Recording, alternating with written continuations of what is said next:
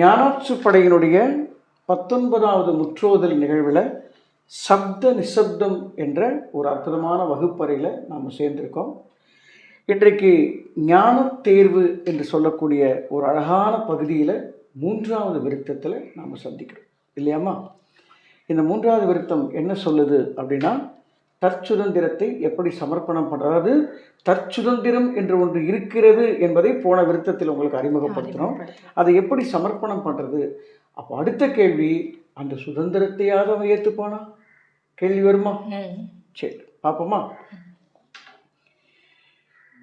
சுதந்திரம் தன்னை பெற்று சுயமாக கர்மம் சேர்த்து மதமாய்கை மமதை வளர்த்து மனவிருப்ப விகாரம் பெருக்கி பதமாக்க தந்தவரத்தால் படுகுழி பள்ளம் வீழ்ந்தே பதமற்ற மனிதாஞான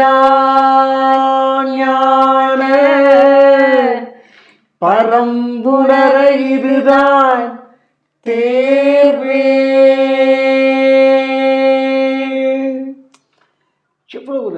ஒரு நுட்பத்தை சொல்லியிருக்க. உன்னுடைய தேர்வு என்ன? தற்சுதந்திரத்தை நீ சமர்ப்பணம் செய்தால் நான் அந்த சுதந்திரத்தையும் ஏற்றுக்கொள்ள மாட்டேன். ஏனென்றால் உனக்கு பதமாக்க நான் கொடுத்த சுதந்திரத்தை பயன்படுத்தி நீ கர்மம் சேர்த்து வைத்திருக்கிறாயே, கர்மத்தை கொண்டு கர்மம் பெருக்கி வைத்திருக்கிறாயே. எனக்கு எதற்கப்பா அந்த கசடு கழிவுகள் எல்லாம்? மன்னிப்பையும் ஏற்றுக்கொள்ள மாட்டான், நன்றிகளையும் ஏற்றுக்கொள்ள மாட்டான், பணிவையும் ஏற்றுக்கொள்ள மாட்டான், தற்சுதந்திரத்தையும் ஏற்றுக்கொள்ள மாட்டான். எப்படியடா நான் அந்த மகாஸ்ரீ இருப்பை அடைவது? அப்போ பரம் உணர நான் எதையும் ஏற்றுக்கொள்ள மாட்டேன் என்று இறைவன் உனக்கு ஒரு தேர்வை, இங்கேதான் உனக்கு ஒரு தேர்வு. அப்போ நான் எதெல்லாம் உனக்கு கொடுக்கறது? என்ன நான் உனக்கு கொடுத்தால் நீ என்னை ஏற்றுக்கொள்வாய்? படுகுழி பள்ளம் வீழ்ந்தே பதமற்ற மனிதா ஞான பரம் உணர இதுதான் தேர்வு. இந்த இடத்துல உனக்கு ஒரு குழப்பம் வருது இல்லை? குழம்பி பாரு. குழப்பத்தில் உனக்கு ஒரு தெளிவு பிறக்கும். அடுத்த விருத்தத்தில் அதுக்கான விடை சொல்லப்படும்னு ஒரு சின்ன சின்ன சுதந்திரம் தன்னை பெற்று, உனக்கு நான் சுதந்திரம் கொடுத்தேன், நீ என்ன எப்படி வேணாலும் என்னவா அந்த சுதந்திரத்தை பெற்று சுயமாக கர்மம் சேர்த்து நீ என்னென்னமோ சேர்த்து வச்சுக்கிட்டு அந்த சுதந்திரத்தை என்கிட்ட கொடுத்தானா எப்படா ஏற்றுப்பேன் அப்படின்னு உனக்கு ஒரு தேர்வு வைக்கிறாரு. அந்த தேர்வை நான் தான் அவன் என்ற எல்லையில் 3ஆக பிரித்து ஒரு அற்புதமான பயணத்தை ஞான தேர்வு நமக்கு போதித்திருக்கிறது.